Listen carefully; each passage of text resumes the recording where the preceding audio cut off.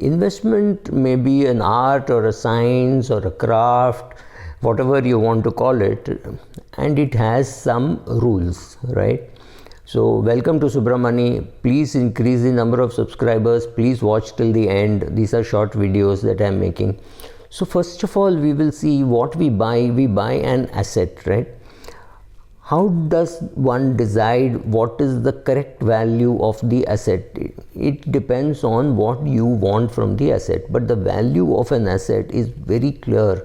It is just one thing. It is the asset's ability to generate cash for you on a regular basis or on a lump sum basis from now till the time that you hold the asset. I think it's very clear that what is an asset was always this, right? It is the question of how much cash flow it can generate from now till the period of your holding. However, it was beautifully Kiyosaki who kept on saying what is an asset. So when you realize that for an asset to be called an asset, it has to generate cash, you realize that the house in which you stay, or the car that you use, or the shirt that you use, or the pen that you use, the golf kit, the camera, none of these are assets. They do not generate cash. They give you pleasure. Yes, so we call them usage assets, and these are called investment assets. So for an asset to be called an investment asset, whether it is a share, an apartment to be given on rent, whether it's a shop, or whether it's a barber shop, or whether it's a grocery shop, or a hotel that you buy, any business that you buy, right, it is valuable only if it can generate cash. And that cash generation should be visible to you. For example, if you can't know how gold is going to generate cash, which means you do not know how much gold is going to appreciate, you should not be buying gold, because gold is an asset. The cash flow comes at the end. So the question is, if I buy 100 rupees worth of gold now, and after 5 years can I sell it at 200 rupees, which means I've got 14% return. If I can sell it after 10 years at 200 rupees, it means I've got 7% return. It is as simple as that, right? So can it generate cash on a regular basis? So which is the simplest asset to understand? It has to be a bond, right? Whether it's a national savings certificate, or let us assume State Bank of India or RBI has issued bonds, and that bond is quoting at 100 rupees. They are issuing fresh bonds, 100 rupees, and at 7% interest. So very clearly you will get 7% interest if you buy that bond. So what will be the value of that bond? The value of that bond will be 100 rupees as long as everybody expects to get 7%. The minute somebody says, I'm happy buying it at a higher price because I want only 6% return, then the price will go up. By how much it will go up is a different science. We are not talking about it. So therefore the price of even that bond will change, but it will change marginally, correct?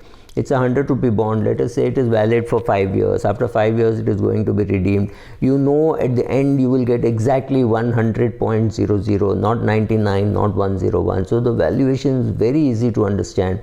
As long as you want 7% return per annum, this is a great asset and it is worth 100 rupees. After 5 years you will get 100 rupees. The simplest asset to understand.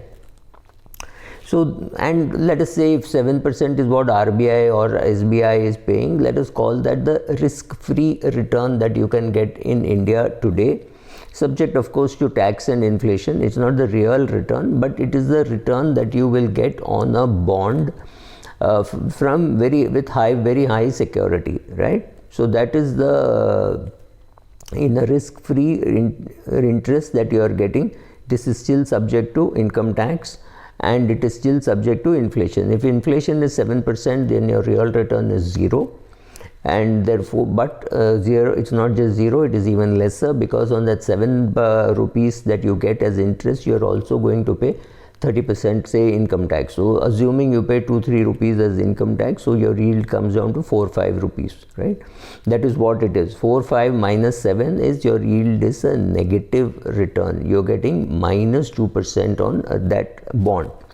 Having said that, the bond is the easiest to understand, and let us assume that in India currently bond returns are about 5% and not 7%. This is the very basic of the reasoning. So you should always be thinking of how much cash will this generate, and at this price which I am buying, is the cash generated justified, or can I see dramatic appreciation in the price end of the holding period, which could be 3, 5, 7, 20, whatever number of years.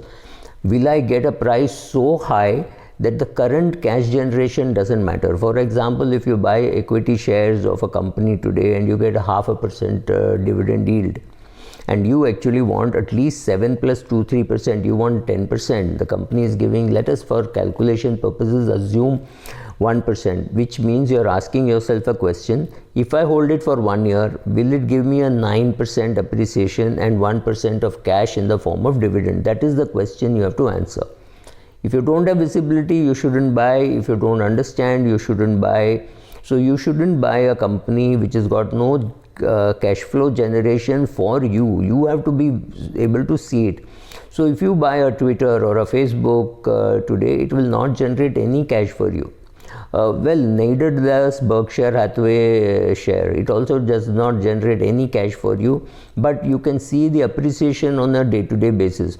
If you think Berkshire Hathaway will appreciate by 10% in 1 year, it must be a good share to buy. However, don't expect any dividend or any bonus or split, or that is not happening. So you may have to just sell the share because the price has gone up. So from this, certain things are very clear. What cash the asset has already generated makes no sense to you.